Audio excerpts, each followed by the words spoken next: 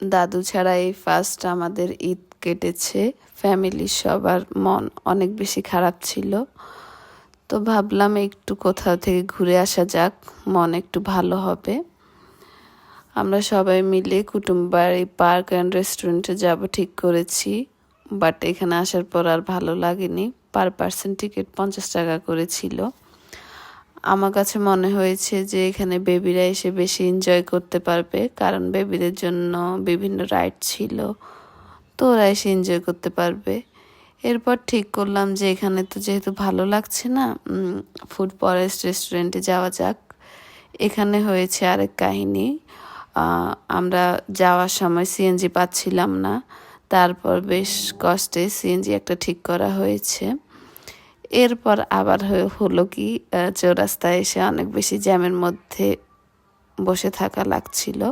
তো যাই হোক, এরপর ফাইনালি পৌঁছে গিয়েছি ফুড ফরেস্টে। এখানেও অনেক মানুষের ভিড় ছিল, আমরা ঈদের পর গিয়েছিলাম, এই জন্যই হয়তো। রেস্টুরেন্টে ঢোকার পর পরিবেশটা আমার অনেক বেশি পছন্দ হয়েছে। অনেক বড় ছিল রেস্টুরেন্ট, আর লাইটিং এর জন্য আরো বেশি ভালো লাগছিল।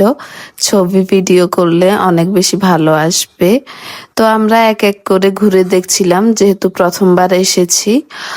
আর এই রেস্টুরেন্টটা আরো অনেক আগেই হয়েছে, কিন্তু প্রথমবার আসার কারণ হচ্ছে আমাদের বাসা থেকে একটু দূরে, এই জন্য এতদিন আসা হয়নি। বাট এসে অনেক বেশি ভালো লাগছে, ইনশাল্লাহ আবারও যাব।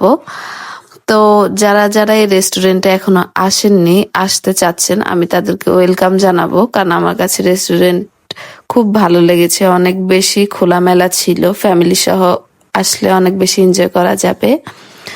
তো এরপর একটু ঘুরে ঘুরে দেখছিলাম, অনেকক্ষণ আমাদের ওয়েট করা লাগছিল, যেহেতু ঈদের পরে গিয়েছি, তাই আমরা কোনো সিট পাচ্ছিলাম না, আমাদের খাবার অর্ডার করতে পাচ্ছিলাম না। বাট লাস্টে অর্ডার করে খাবার টাবার খেয়ে কিছুক্ষণ ঘুরে বাসায় চলে যাচ্ছি।